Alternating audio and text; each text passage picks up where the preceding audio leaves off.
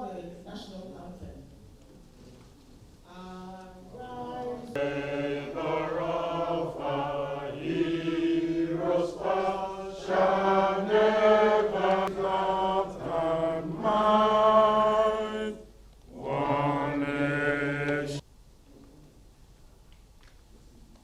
President of the Nigerian Diaspora Organization, one of the oldest communities here in the, to another of a meeting with Mr. President with the diaspora here in material engineering. Chemical engineer, this is material. Chemical engineer has been here for 10 years and doing great things. We also have the Nigerian community. And organization, Nigeria Diaspora Organization Europe, can we have the members represented here to take part in politics? Engineer, Portugal. Off season, but we have some of them here represented. Where I technology consultant, also works at PNB, Paribas. He says he wants to set up a bank. Ikwagu is the leader of the Igbo community for Nigeria. He says he wants to set up a slaughterhouse. Another interesting thing about them, then Collins, well, Collins couldn't be here, but he's also one of the leaders of the community. Then we have our officials from the Nigerian technology consultant, also works at PNB, Paribas. He says he wants to start up a I know the baby knows your baby.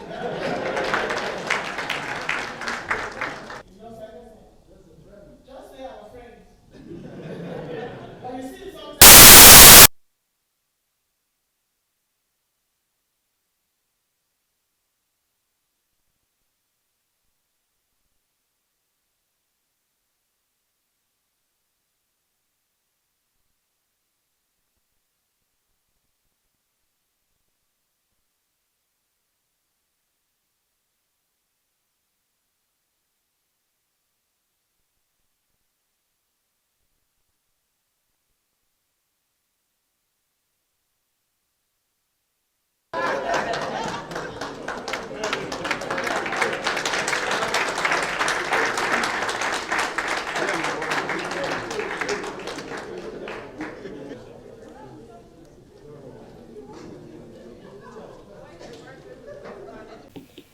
I'm delighted to be in the midst of fellow Nigerians in diaspora here in Lisbon, Portugal. This is part of meetings that I usually enjoy having with Nigerians resident outside our country. The world is a global village, and technology has shrunk the world even more. Although you reside beyond Nigeria's boundaries, you can engage easily with the country. In fact, we see the impact of that engagement clearly in the social media. This platform has empowered Nigerians in the diaspora and given you great influence. As we have seen, however, social media can be a force for good as well as a force for evil. Many countries, including our own, have had to take strong measures against some social media platforms to curb their excesses and prevent them from destabilizing our societies. I therefore call upon you to use social media responsibly. We all want the best for our country and people, so let us strive to build, unite, and prosper our nation and people, and not to insult and incite from a safe and anonymous distance. Many countries, including Nigeria, have shown that their diaspora can be a veritable engine for growth and development. As a government, we value the huge contribution that you in the diaspora have made to Nigeria's economy.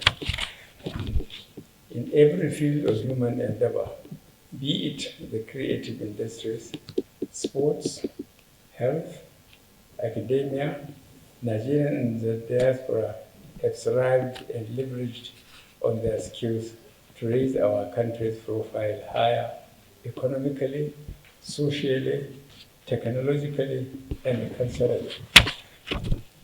It is for these reasons that this government established the Nigeria Diaspora Commission to facilitate and support your engagement with our country for a win-win outcome in our effort to keep Nigerians united, home and abroad.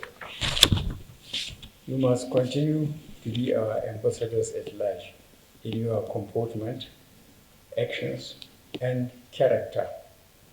You must excel and be the best in all your endeavors. While here, you must also not forget home, as you are the example we want to project to the rest of the world. Let me assure you that this government will continue to do everything possible to catalyze our development in the fields of energy, ICT, agriculture, housing, and real estate transportation, especially railways and other services sectors of our economy. We will also continue to work hard to deliver on our mandate till our last day in office.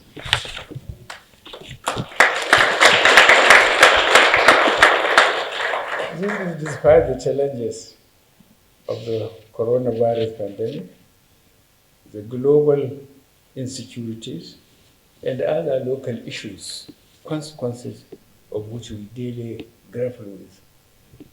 I therefore call on you to individually and collectively join hands with us to deliver the Nigeria of our dreams. Let me also encourage you to key into the programs of the Nigerians in Diaspora Commission so as to contribute to the initiatives such as the Nigerian Diaspora Investment Trust Fund, which I have approved. In this context, we are delighted to see very successful involvement of diasporas in various fields such as agriculture, healthcare, education, ICT, and the food industry. With the conclusion of the primaries of the political parties, all eyes are now on the 2023 elections in Nigeria.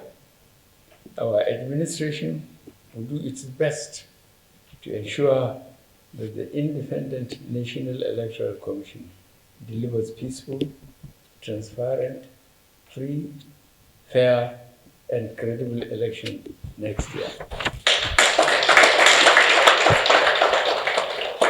We also look forward to a smooth transition to the next government.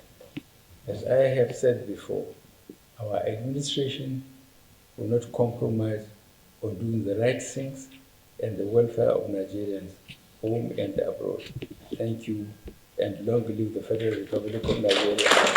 I will want to, please sit down. Please sit down. I would like to go out of context here so that you can appreciate. I always say what I mean. The election in Anambra, I don't know how many of you are from Anambra here. I made sure I warned the IG and the rest that let us prove to Nigerians that we respect them as Nigerians individually. Whoever has money to throw about, let them take the money, put it in their pocket. But let them choose the party and the person they like.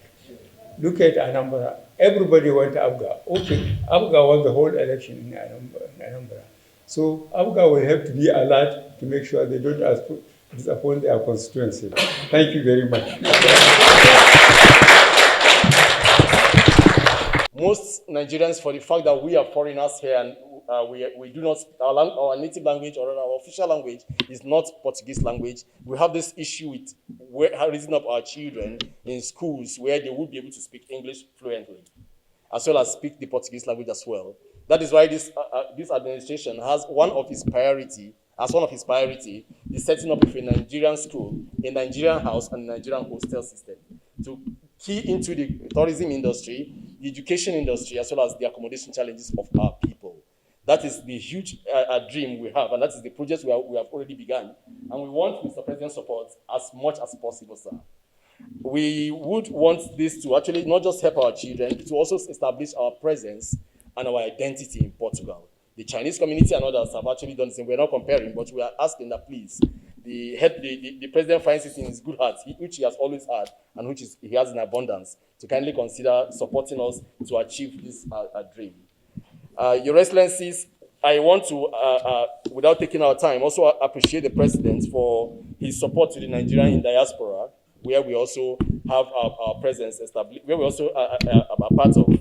You have actually assisted us in setting up the NIDCOM headquarters. We actually appreciate that. Though my brother, the chairman of the Nigerian in diaspora, will speak more on that. We actually are appreciative of your support here to our people away from home, especially with your coming here, sir. It actually means a lot to us. And we also beg you, sir, when you will be meeting with the Portuguese government, like the ambassador did mention, we pray that you will be able to discuss with them to actually kindly release our brothers and sisters in incarceration.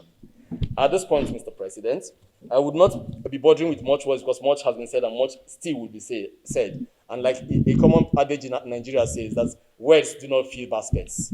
I wouldn't be standing here talking so much other than to tell you, Mr. President, that as Nigerians living in Portugal, we actually would love to gladly welcome you with a Portuguese name. It is Marcelino Batista. If Mr. President will accept that as your Portuguese name, sir. Thank you very much, Mr. President. Thank you, sir. God bless you, sir. Let me begin by expressing how delighted I am for the opportunity given by His Excellency Muhammadu Buhari, DCFR, President of the Federal Republic of Nigeria, to meet with the Nigerian community in Portugal during this important visit. This, I believe, is due to Mr. President's desire to know how Nigerians are doing in the diaspora. Your Excellency, the Nigerian community in Portugal is living peacefully among themselves and, most importantly, with host authorities. Even though the embassy is in the process of compiling this from Nigerians resident in Portugal, so far, records indicated that there are about 3,000 Nigerians living in the country.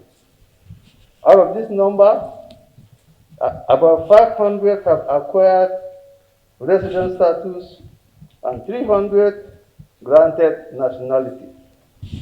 At my assumption of duty as head of mission, no Nigerian was arrested except the recent reported arrest in the month of May.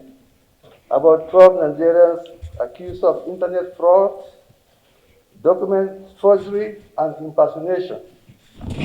I immediately conducted a consular visit to the prison. Reliable information revealed that the arrests were disproportionate and unjust, as many of them were innocent of allegations. The mission is currently trying its best to ensure that these innocent Nigerians are released as soon as possible. In general, I wish to confirm that most Nigerians in Portugal are peaceful and law-abiding. Also, the mission through its various services attends to their needs as fast as possible. It is my hope that the mission will continue to work with the Nigerian community to encourage Nigerians to shun all forms of crimes, considering the damage to the image of our beloved country.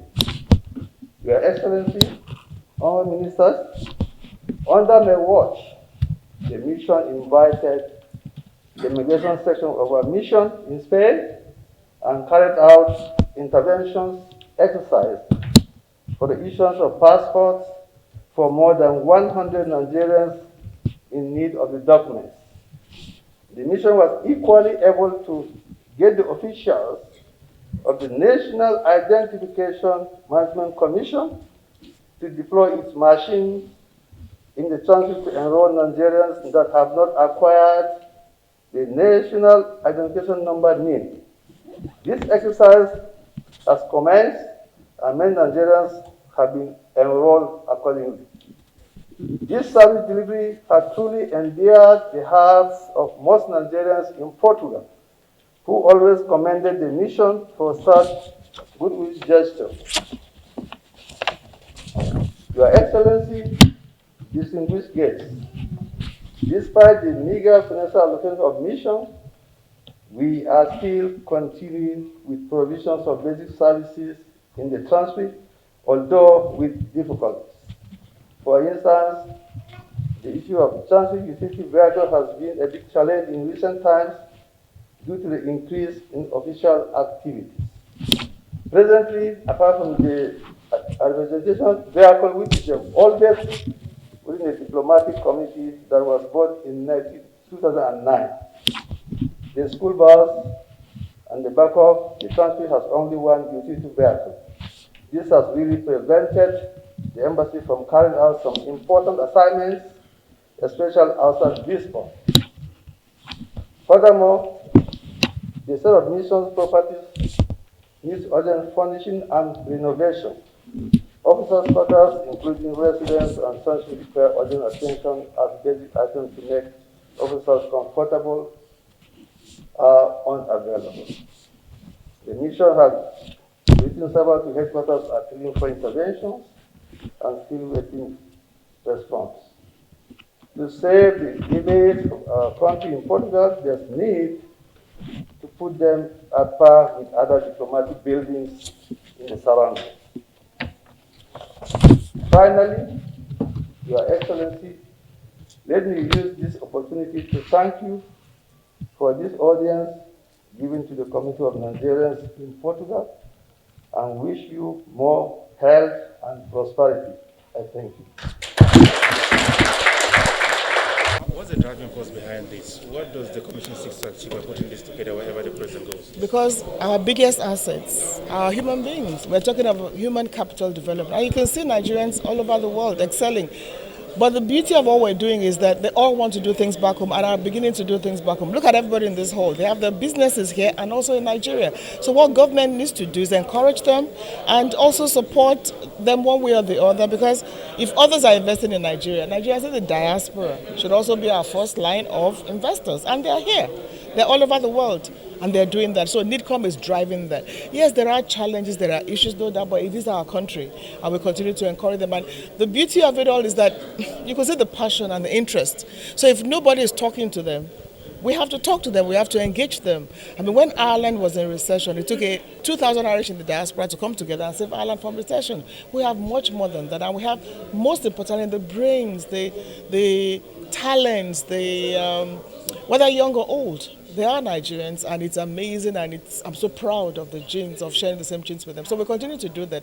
And Mr. President, talking to them at engagements like this is also very, very encouraging. In fact, they all look forward to this kind of very enlightening and instructive engagement with the President everywhere he goes. So the key thing is there are programs for the diaspora. The diaspora housing scheme, for instance, is aimed at having the diaspora be able to own your own homes from wherever you are.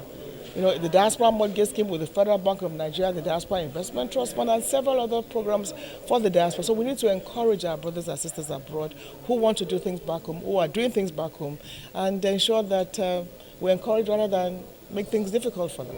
So what do you normally do after these engagements in terms of follow-up? No, you know, we have a data portal that we're building of Nigerians in the diaspora. So we encourage them to key into that data portal. For instance, Diaspora Day is July 25, it's coming up. So we follow up with them. Every time they're in Nigeria, a lot of them come to see us in the office, and we follow. I mean, many Nigerians are now investing in Medicare. A lot of them are building their hospitals back home in Nigeria, ICT, agriculture, education, and the food business. And you know, we have the Diaspora Investment Summit, which is a platform for them to come together. So a whole lot of things. We follow up through, you know, the contacts we're making with them, and every time they come, when there's a problem, we're there for them. For instance, you can link up with some ministry and all that. There are desks. We're hoping that with the diaspora policy, the issue of having a desk in every relevant MDA will become a thing of reality. So we have in EFCC, we have in the Ministry of Health, we hope to have in Trade and Investment and every other relevant agency, so that we need a one-stop shop for the diaspora. That's what NIDCOM is doing.